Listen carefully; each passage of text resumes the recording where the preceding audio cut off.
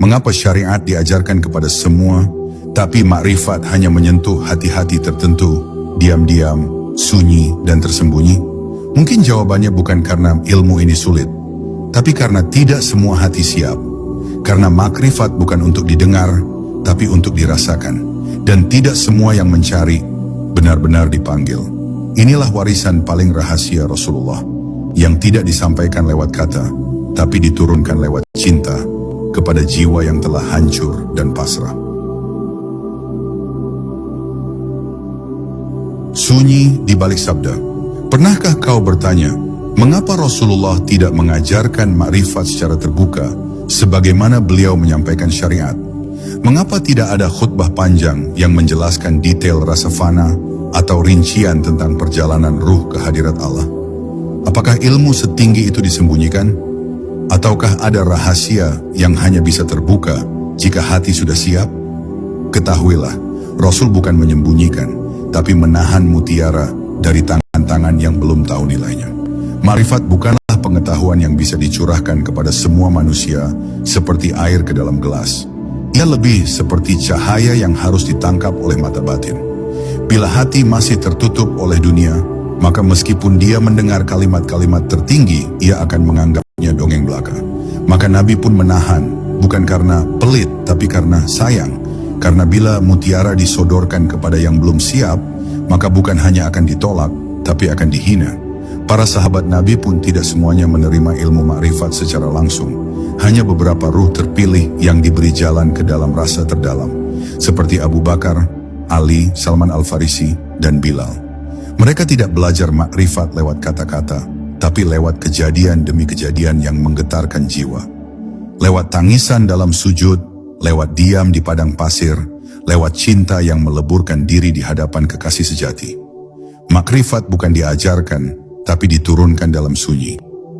Jika engkau perhatikan, Rasul lebih banyak berbicara tentang akhlak, ibadah, dan tauhid secara lisan. Tapi ketika berbicara tentang hakikat, beliau menggunakan simbol, isyarat, dan diam. Pernah Rasul bersabda, ada satu ilmu yang jika aku sampaikan, kalian pasti akan memenggal kepalaku. Apakah itu? Itu adalah ilmu rasa yang menembus tirai-tirai akal. Ilmu yang hanya bisa dimengerti oleh hati yang telah fana, yang tidak lagi memiliki kepentingan apapun selain Allah. Makrifat bukan sekadar ilmu tinggi, ia adalah perjalanan ke dalam. Dan tidak semua orang siap masuk ke dalam dirinya sendiri.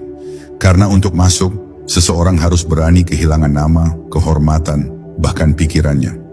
Maka jika ada yang ingin tahu tentang makrifat, tapi masih terikat oleh kebanggaan terhadap ilmu, maka yang ia cari bukan makrifat, tapi sekadar kebanggaan baru.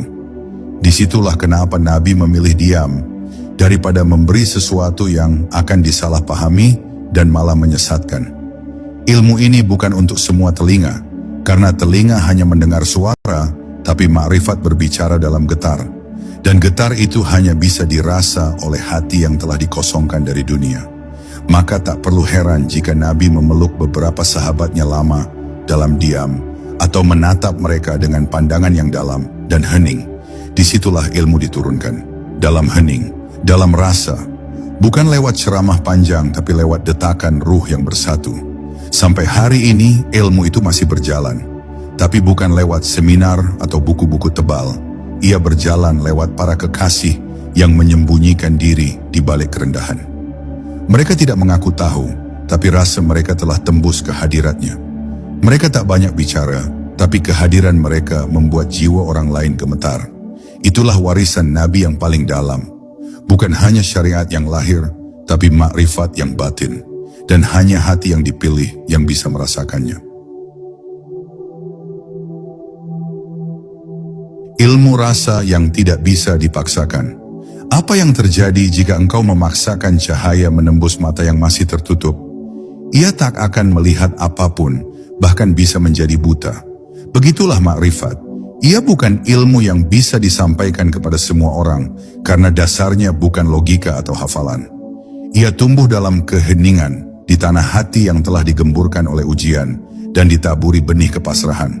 Ketika Rasulullah menyampaikan syariat, semua bisa mengikutinya.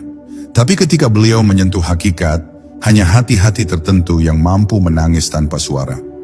Pernahkah engkau merenung, mengapa sebagian besar manusia lebih tertarik pada dalil daripada diam? Karena dalil bisa diperdebatkan, bisa dipelajari, dan memberi rasa kuasai. Tapi diam hanya bisa dihadapi oleh mereka yang berani menelanjangi ego.